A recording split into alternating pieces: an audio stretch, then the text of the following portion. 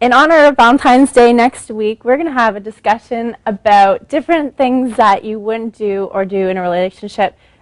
Before we get started, I just want to mention that we have Josie Vogel's coming in next week, and she is a relationship expert.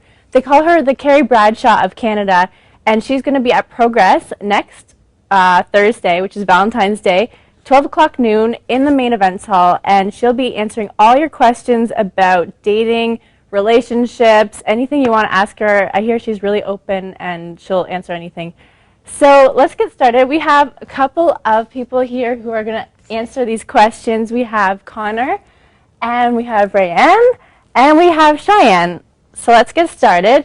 Guys, the first question I have is, where's the best place to meet someone? I think that really depends on the type of person, one, that you are, and the type of person that you want to meet, and what you want out of it. You know what I mean? Whether you want to go out for a night and bring somebody home, or, yeah. Yeah, that's always tricky, isn't online. I do that. Is it? Does it work? It also depends, I find, on what type of circles you run in. Mm-hmm. Because some people go online and like meet people, find it easier to meet people, and then there's some people that go to a bar, and then there's some people that do none of that stuff and just spend most of their time alone. So you think it's true that if you're picking up someone in a bar, you're going for that type of person that might not want a serious relationship, like they're just looking for a one-night stand? Or can you actually find decent people in a bar? I think it depends. I've heard of a few success stories from bars. You can do the same parallel with internet. You really don't know until you get to know the person. It's pretty risky at a bar, but at the same time, I go to the bars every once in a while, and I'm not a bad person, so. He's lying. Okay, second question. Is it okay for a woman to ask a man out? I mean, it's the 21st century. That would help. Definitely. Quite a lot. Yeah? There are just as many shy guy, as there are girls or who are intimidated with the idea of asking somebody out. So, yeah, absolutely. Would you want to know if your boyfriend or girlfriend was cheating on you? it depends. Because, it's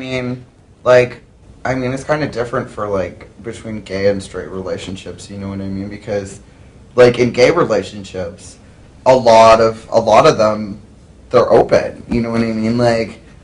Either it's long distance, or that's just the way they want it, you know what I mean? Because, guys like to have variety, you know what I mean? And just, it's not the same for straight couples, because, there are some straight couples that are like that, but by no means is the demographic anywhere near what it is for gay couples. So, it's all a question of, for me and for the people I know, it's all a question of, how much you care for that person, rather than, what that person is doing behind your back. Mm-hmm.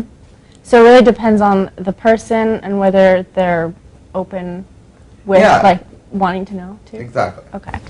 And it would help. I mean, if you're in a relationship, it's based on trust. And so I would trust that that person would come to me, and alternatively, if I were to do that, which I won't, I would, go up to that person and say, hey, this is what's happening. I've been cheating on you. Basically, it's important because if you're having sex, and you'd want to know if your partner's been messing around, because potential of STDs too. Everyone's got their different views on how their level of morals. So some people, it depends. They're like, oh, I've only been seeing this person for a month, so it's different. It's all subjective, I think, and personal for the person. So it depends on the relationship. Pretty much. Okay. What is a proper gift for Valentine's Day for someone that you've just recently started dating? Ooh, that's always a messy one. Don't hook up on February 13th. you don't want to buy something. Honestly, the best thing, take them out for dinner.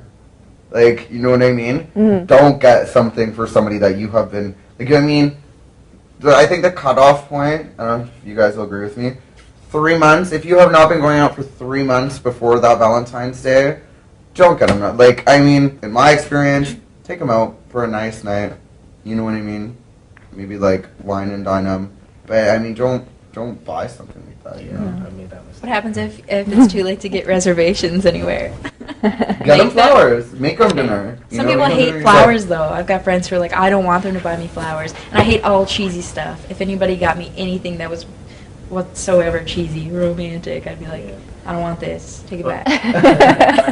Honestly, I think this is where communication is important, right? Because if I were dating somebody, I would sort of be one of the questions I'd like to get to know, first of all, what she feels about Valentine's Day, because some people really don't celebrate Valentine's Day, so then that makes it really easy for both of us. So communication is the key, and I think you just have to make sure that you're not overstepping your boundaries. And I mean, I've made a mistake before when I was younger, and the girl I was seeing, Valentine's Day, and I bought her like a bouquet of flowers and chocolate. You know, when you're young, you get all excited and motivated to impress other people, and yeah, so it didn't really work out that well. Now we're all old and cynical. So.